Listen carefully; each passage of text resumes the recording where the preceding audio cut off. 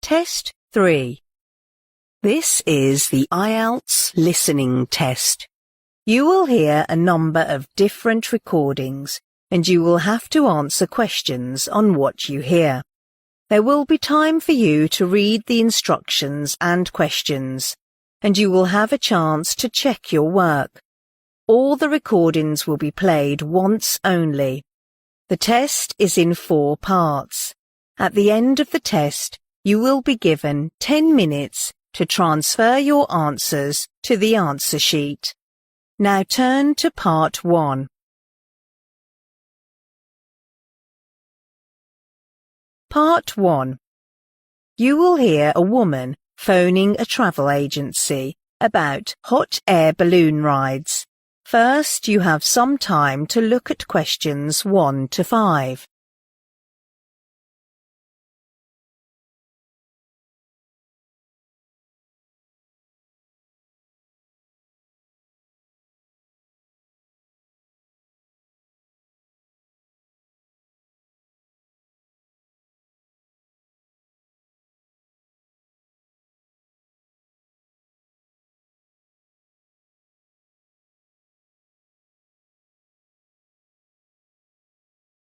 Now listen carefully and answer questions 1 to 5.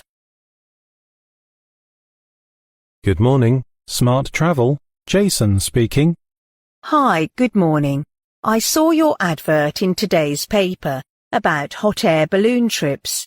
It sounds pretty exciting, and I wonder how much it costs. Well, the price may vary depending on the location, number of participants, and add-ons.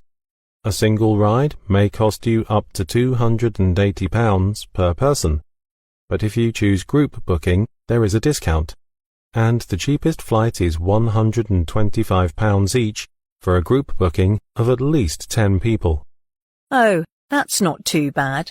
What do you mean by add-ons? They are optional items like taking photos for you during the ride, champagne, and sit-down breakfast after the flight. Upon completing the trip, we will provide each participant with a certificate, and that is entirely free of charge. Can I book a ride over the phone? Yes, that's an option.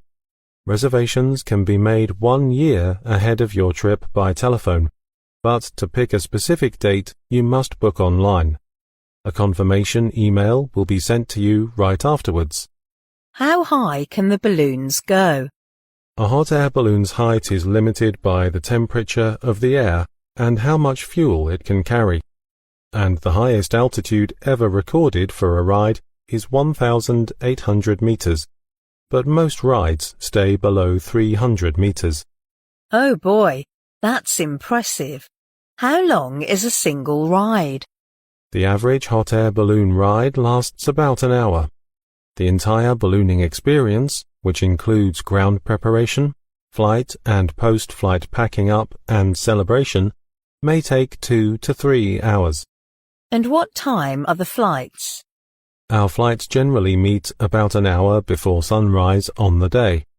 You will be notified of the exact meeting time the evening before your flight. Night flights are avoided due to weather conditions. Fair enough. Before you hear the rest of the conversation, you have some time to look at questions 6 to 10.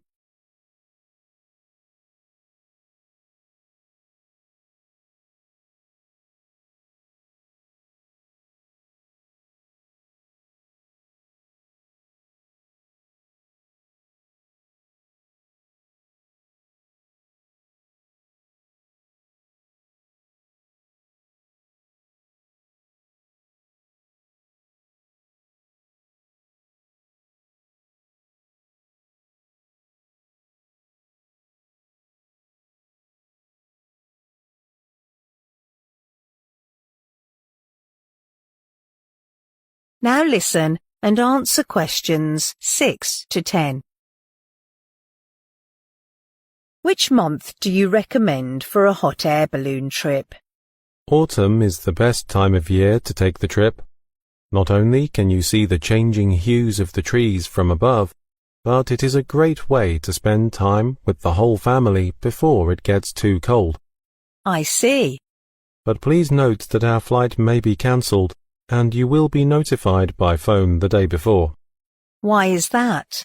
It can be quite dangerous to fly under bad weather conditions, like a thunderstorm. So our experienced pilots will not go under such conditions. What should I wear for the ride? We suggest wearing comfortable clothing, like a jacket. Multiple layers are always better. Wearing a helmet for safety concerns is also a good idea. Sandals are not permitted. Can children or older people participate? All children must be above the minimum age of 9 years old, and they have to be accompanied by at least a parent or guardian. However, an adult has no age limit as long as they meet the health requirements. What exactly are the health requirements? Participants must at least be in fair physical condition. For example, they shall have no significant knee, hip or back problems and no recent surgeries or broken bones. They must also stand unassisted for an hour during the flight. It is the required position during the whole flight. As the balloon comes to land, all passengers will need to adopt the landing position with knees bent in front of them. Are those rides safe? Hot air balloon companies are required to have a commercial balloon pilot license, and all our pilots go through rigorous training before they are allowed to fly. It is a relatively gentle activity. However, the impact of a balloon landing can vary drastically, depending on factors like wind speed. Sometimes it is similar to the momentum of jumping off a small chair. If you cannot jump off a small chair, speaking to your doctor before booking a balloon flight is best. Thank you very much. I think that's all I need to know. Thanks for calling. Goodbye. That is the end of part 1. You now have half a minute to check your answers to part 1.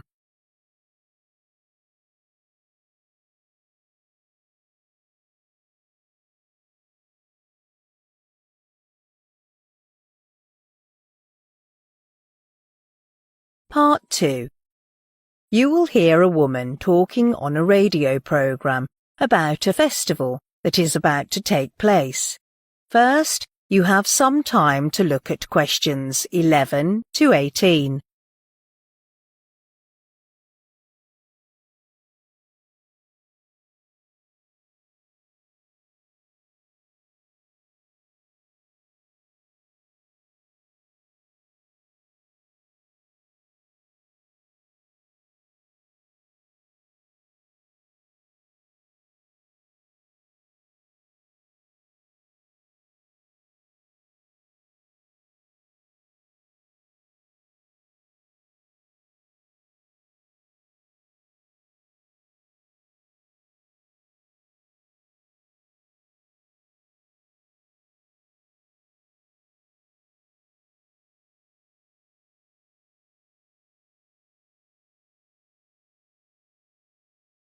Now listen carefully and answer questions 11 to 18.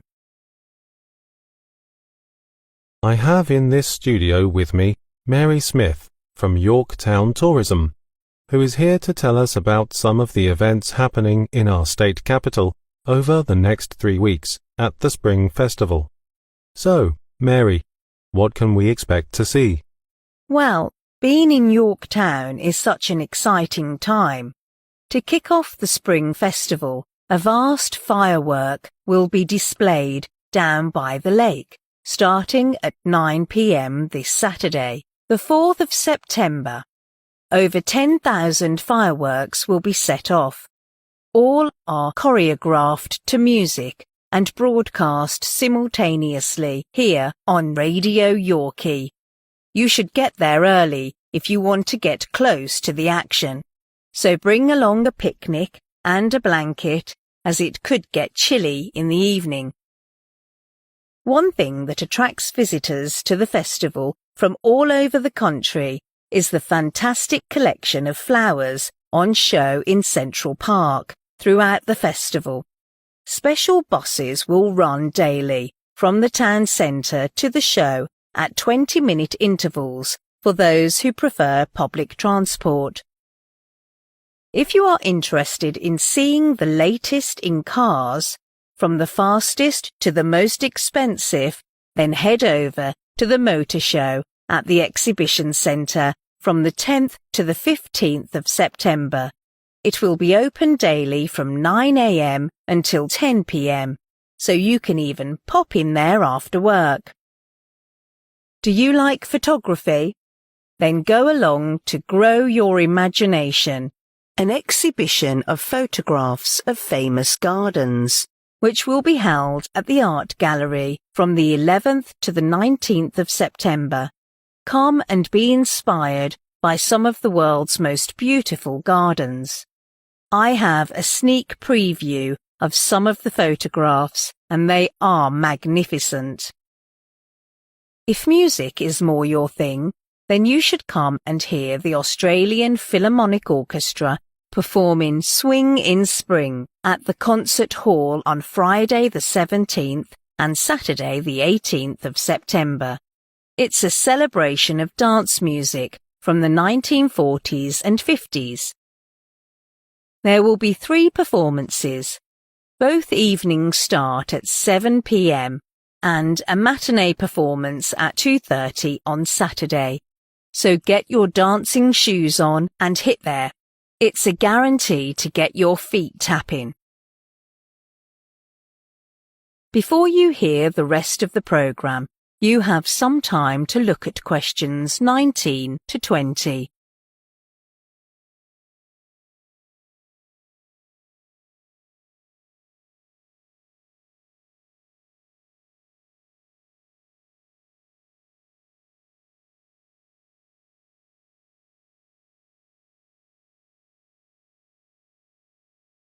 Now listen and answer questions 19 to 20.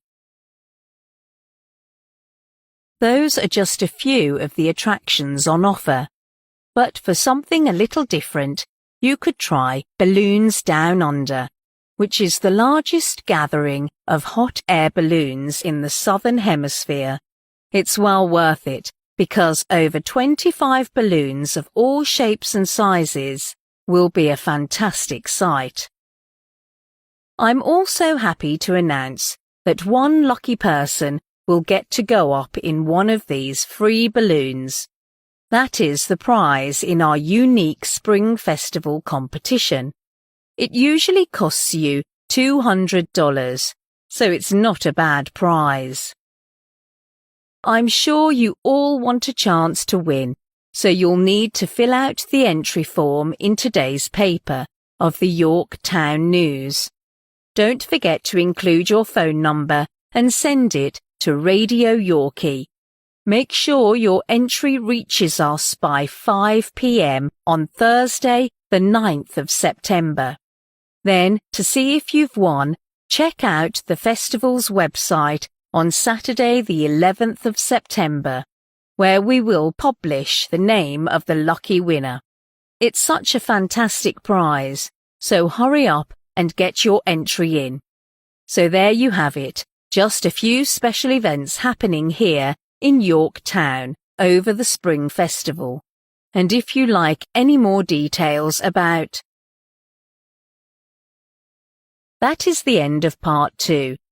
You now have half a minute to check your answers to part 2.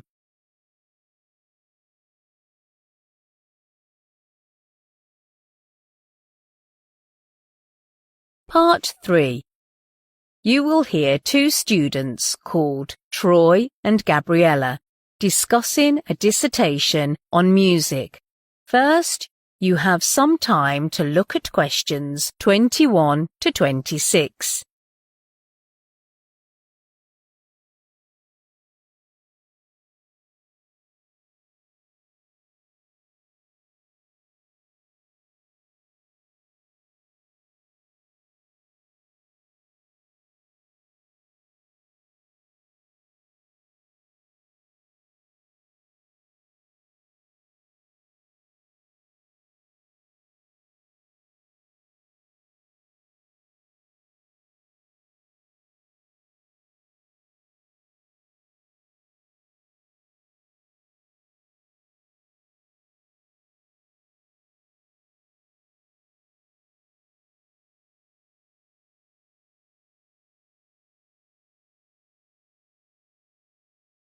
Now listen carefully and answer questions 21 to 26. Hey, Gabriella. How is it going? I've been pretty busy lately. Oh, what are you up to? I've been working on a dissertation on music education, specializing in music performance. Sounds intriguing. What have you found? Well, I interviewed 18 freshmen majoring in music performance as my sample population. I first asked about their music background before being accepted to music schools. Let me guess. Have they all got relevant qualifications in music? Well, even though there is a wealth of music qualifications available, most of the students didn't receive any until they entered music schools. Some capabilities like music production or music technology are pretty tough going. Now that you've mentioned it, I recall that I got mine in sound engineering in my sophomore year. Right, but the majority of these students admitted that they had performed in front of a large crowd. Around 80% of them had performed on stage as band members in secondary schools. A few of them played piano or guitar at the time, and it also surprised me that they were generally able to play multiple instruments with proficiency. Have they tried to compose a piece of music before? Only in rare cases did they have prior experience in composition. They would have to do it sooner or later. There is a whole module for it. What did they say about practicing? All subjects mentioned that they feared being marked too low and tried their best. So, they were like practicing every single day? Not for most people. Some students worked with others in a band, so they had to arrange the time for rehearsals. But all 18 students had sufficient amount of practice, and they frequently mentioned that playing technical pieces was exhilarating. I feel that way too. And then I asked questions about how they chose the pieces that were assessed and their attempts to improve their performance in recital classes. What did they say? 2 students mentioned that they always asked their tutors advice on the pieces they were going to perform, because they felt that would give them a competitive edge over those who had no clue of tutors' preference in music. Well, that's a bit sneaky. But the most common remark was that they had a minimal interest in pieces that the public barely knew. Instead, most prefer popular pieces that other students would also choose. How come? They said that this could mirror their weaknesses and thus help them to perfect the techniques for handling the most difficult bits. All but one of the 18 students admitted that to perform well, they had to learn the music by heart, or otherwise they would have to divert their attention and thus make some errors. I agree. Before you hear the rest of the conversation, you have some time to look at questions 27 to 30.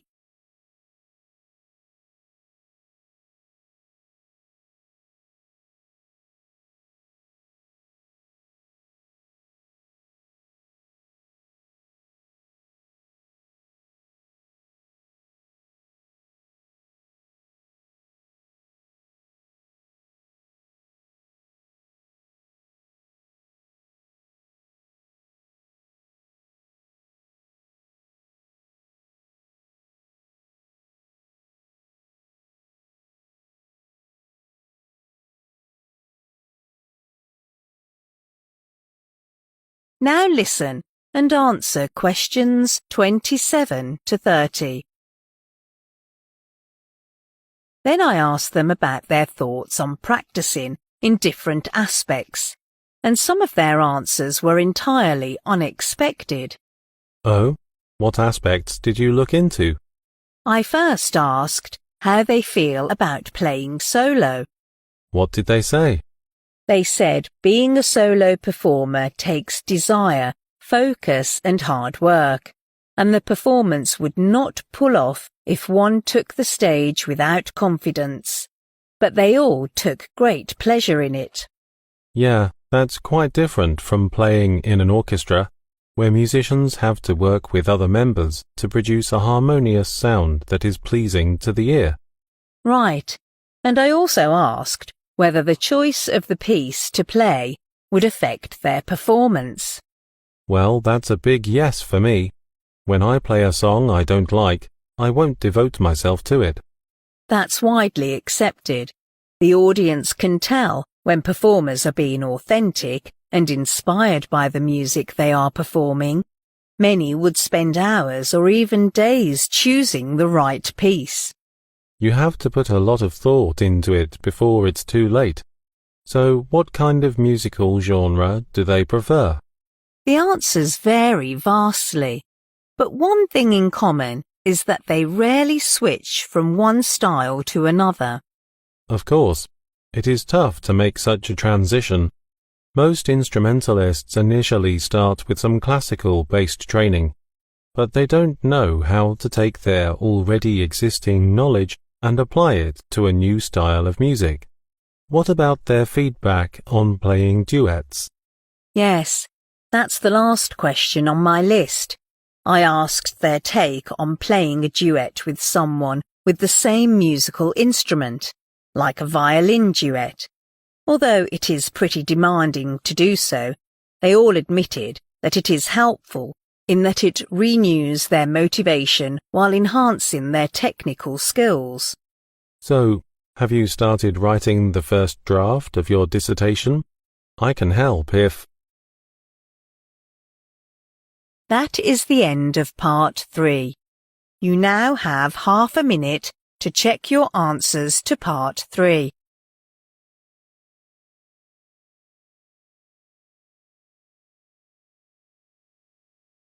Part 4. You will hear part of a term project presentation about a British architect named George Dodds in the 19th century. First, you have some time to look at questions 31 to 40.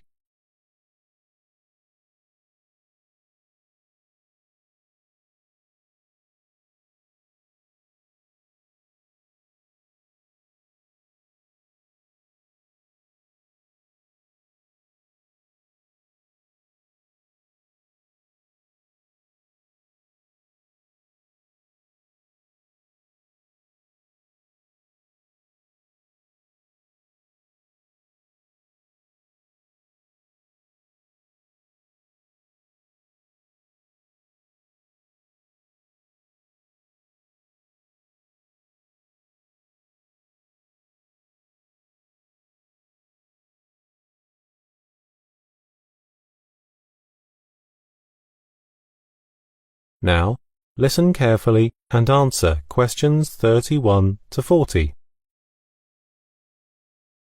My project is on the 19th century British architect George Dodds, who used to be famous not just in the northeast of the UK, but throughout the country. At first I chose him for my term project because in my early teens I had always admired Mytton Hall, a mansion he built near my home. Later, I wanted to learn more about the man responsible for it. I thought I'd use the project as an excuse and managed to unearth a wealth of information about architecture and fascinating life. I thought I'd start today by telling you a little about Dodds himself, before looking at a selection of his more substantial buildings. He was the son of a landscape gardener and had a brief but successful career in his father's business. But the young Dodds started to resent what he saw as his father's old-fashioned approach to landscape. Dodds began to spend a lot of time thinking about how he could break with convention, creating buildings in a new relationship with their surroundings. In 1810, Dodds, aged 23 at the time, decided to go to London to study art under the eminent watercolourist Jack Vermoss. His friends strongly encouraged him to stay and work in London as architects were highly regarded there, but by 1811 he decided to move back to northeast England because he discovered that more clients would hire him for his fashionable ideas from London. Having a large customer base, the city council included, Dods was able to set up an architectural firm of his own. Dods distanced himself from other builder architects and gradually established himself as one of the new breed of professional architects. And one of his signature designs was the Royal Arcade, which was commissioned by the City Council. Although never practised in London, Dods gained a national reputation when he joined the newly formed Northern Architectural Association and was elected to be its first chairman. He retired from active work in his 70s after suffering a stroke, from which he never fully recovered. Dods died at the age of 77 at his home. Dods was versatile and could build houses of many different styles that his clients desired. His country houses are too little known, mainly because they are not so large, that they are open to the public and are often still in private hands, hidden behind parkland and trees. One was Mitten Hall, built in 1824 and finished 2 years later. The outstanding characteristics of Mitten Hall are Dods' use of beautiful golden sandstone, Grecian-style entrance porticos, elegant staircases leading to an upper gallery. The building has a domed ceiling with a glass centerpiece. Even though the quality of the stonework was superb, some of the windows seemed to leak on rainy days. The building was renovated in 1987 and is now served as a conference centre. In 1830, the town council decided to build Royal Arcade on a site that used to be a corn exchange market and entrusted George Dods with the design. And the shopping arcade was completed by 1832. The whole design was intended as an elegant shopping experience and was renowned for its grand balcony. Unfortunately, the Royal Arcade was not a commercial success, as it was positioned too far from the town centre, causing great difficulty in delivery. The arcade was demolished as early as the 1880s and is now used as a car park for neighbouring shops today. The final building I want to show you is Morton Jail, which Dods completed in 1839. It is a sturdy building with impressive towers based on medieval castles. However, although beautiful, the jail wasn't 100% functional. More striking was the absence of any space for exercise for the prisoners. An extra courtyard had to be added for this at a later date. Morton ceased to be a penal institution in the 1940s, when it was scheduled for demolition, but was purchased for use as a hotel. That never came to pass, and as many of you will know, it is now run as a transport museum with a whole collection of vehicles that tell the city's story through transport. That is the end of part 4. You now have 1 minute to check your answers to part 4.